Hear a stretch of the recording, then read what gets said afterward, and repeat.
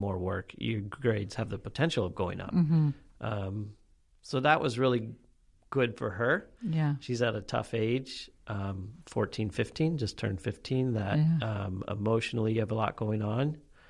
And with these things going on in the world, I can only imagine, because I kind of remember that age and it was already super tough. Yeah. I didn't have any of that weighing over my head. It is no joke. My daughter is 14 also. I will say she kind of flourished with the online learning part of things, and she tanked hard socially. She already, I think, is a little bit on the fringe of like the social in crowd. Like I think she kind of wants to be there like most kids do, and she's not quite there. And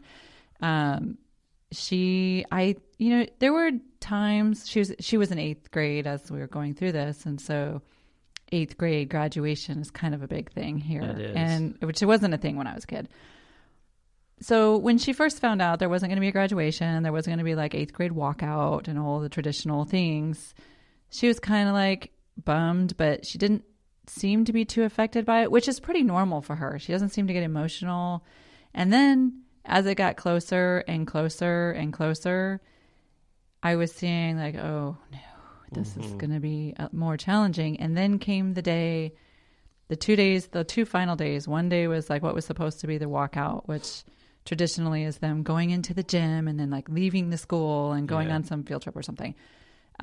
They did a video like of all of the memories, right? And I walked into her room, and she is not this person. She was bawling her eyes out. Yeah.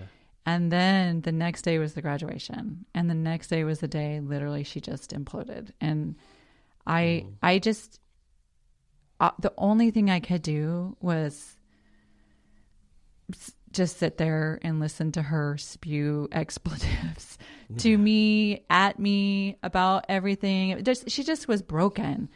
And it was so heartbreaking to see. And I knew it had nothing to do with anything other than just like all of the pressure of everything going on. And I thought in that moment, just like you said, it's so hard to be a young teenager anyway, in the best of circumstances.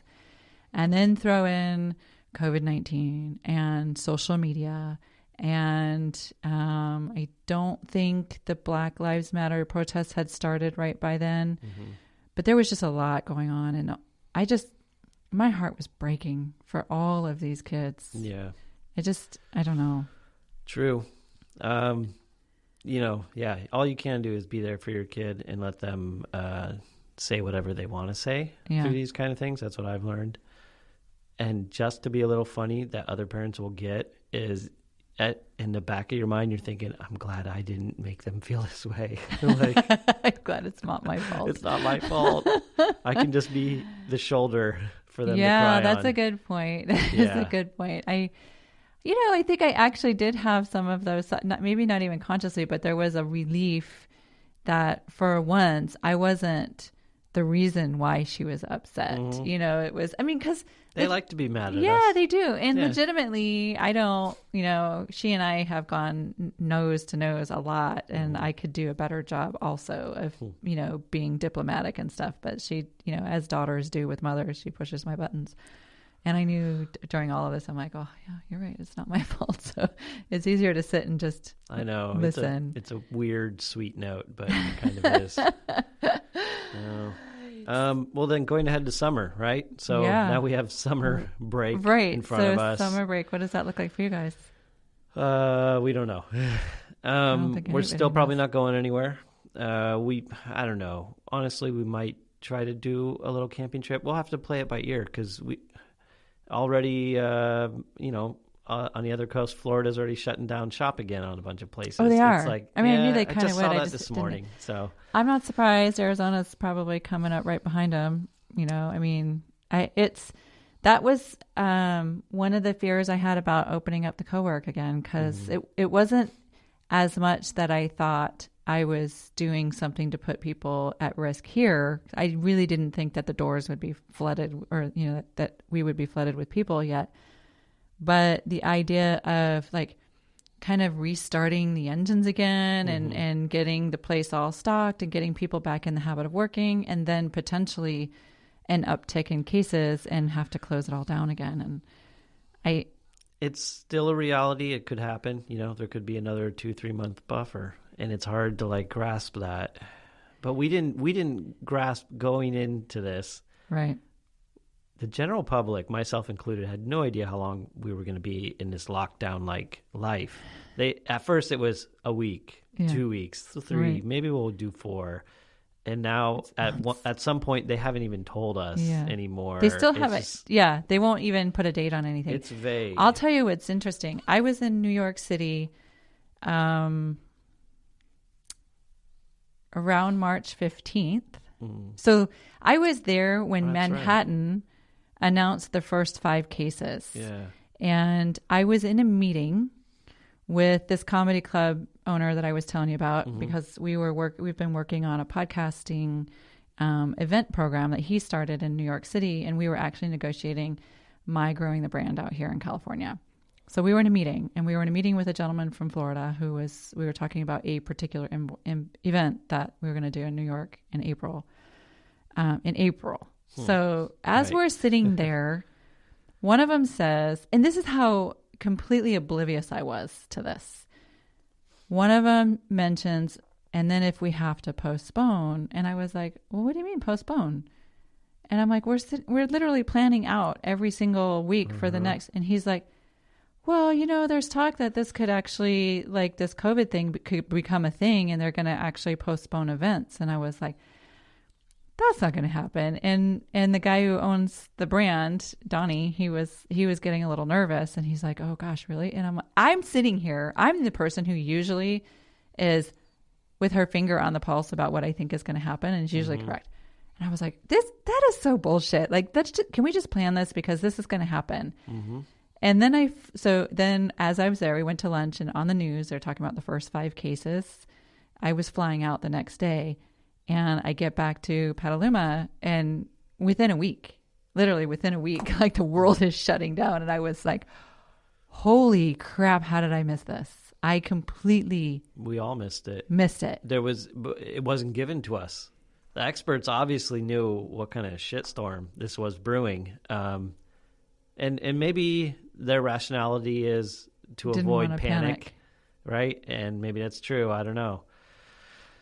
And they have to baby us along, I guess. I think it was just lack of intelligence and resources. Like, I think there's a lot of programs, or a lot of heads of programs who weren't working, and who probably would have been able to steer the ship a little bit better. I mean, that's just my opinion, but lack of intelligence or non-intelligence. I'm not sure. Lack of leadership for sure. At least where we were watching, I don't know, but I was blown away, and I shouldn't have been, but I was completely uninformed about it. And then life just stopped, and we were like, what the fuck just happened? Well, and so going ahead now that we're here, we're in it, and thinking of because summer is a new phase for everyone, no matter what. But now it is in the back of all of our minds of things might get frozen up again. Yeah. And so we have to kind of make that a part of the plan.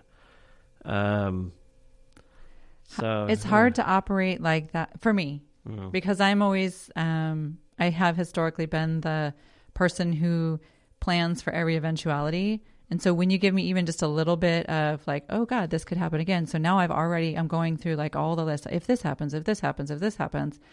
And there's a level, not just preparedness, but there's an emotional tax that plays on, and so it's hard for us to plan. Like, you want to plan another art show, and you kind of was like, how much effort do I put in this, knowing that in a couple of weeks they may tell me, it's not going to happen, or the other thousands of versions of that. Honestly, my head space going ahead is just plan on being more of a digital sharer. And, how does that feel to you?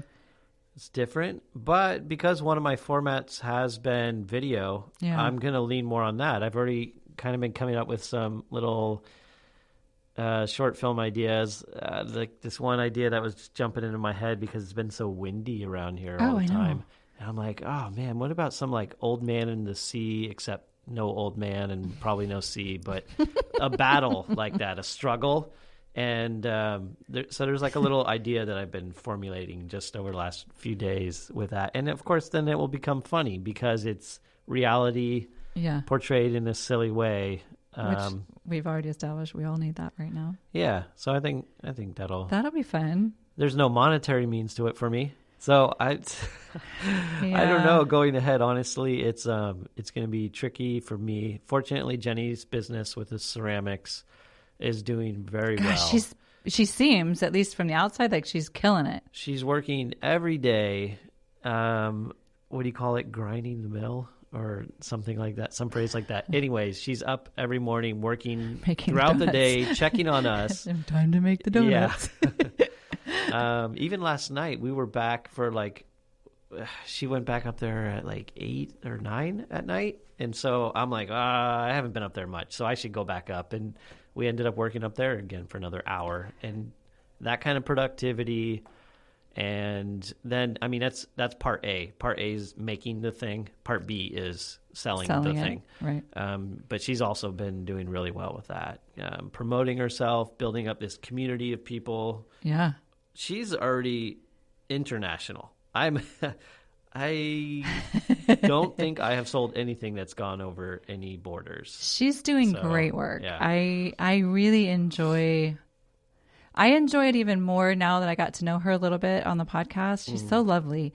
And I do love to just generally see what the people that mean something to me are doing. But I've been watching and I'm like, wow, she's killing it.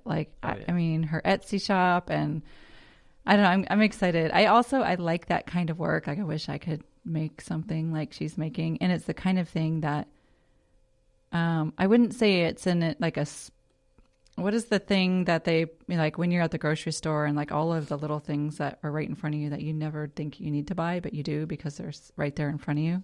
Oh, what, all the magazines? Yeah, magazines or the candy bars. Gum. You're standing there in line and you see the thing and you're like, oh, I want that. And you pick it up. Yeah. I see her, and every day there's another mug that she makes. I'm like, I want that. Yeah, I didn't see it before either. And once you do recognize it, you're like, wow, this is a whole other field of things to be interested in. Yeah. Which is a cool thing because it's another artist handmade thing that you get to have for not that big of a cost. Exactly.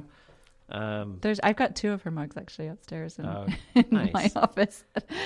Well, she's got another update coming soon. Okay, I bet it will be after this podcast is released because I think I don't know when. I don't remember. I think it's a couple of weeks from now. Well, I'll probably put this out. I'm trying to get back into a regular schedule of recording and posting. I thought a couple of weeks ago, part of the thing that I think made me hit my peak was I did 5 back-to-back episodes and trying to produce that. And actually, this brings me to another question for you. Mm-hmm. So in the last few episodes, I've noticed that I've been tempted to edit more than I ever have before. I typically don't edit content unless somebody says to me specifically, oh shit, I didn't mean to say that, please take it out, which doesn't happen very often. The last 4 episodes, there's been something in there because of the kind of the energy that's out there, and people are being very careful about what they say or being told what to say and what not to say. And I'm not, it wasn't specific content to race or anything like that, but I felt like, oh, I said that and it just seems so frivolous and so extra. I need to take that out. And it has brought me to a point where I've had to take a step back and think about my general mode of operation most of my life has been to worry about what everybody thinks about me or to mold myself to what I think people expect of me. And I've gotten out of that habit generally in the last 5 or 6 years, and definitely on this podcast. I mean, I tend to just throw all of it out there and I don't censor myself, and I'm respectful, but I talk about shit that most people don't talk about. And I've found lately I'm like, oh, but do I really need to say all of that stuff? And what if this person heard that? what's he going to think or what's she going to think? And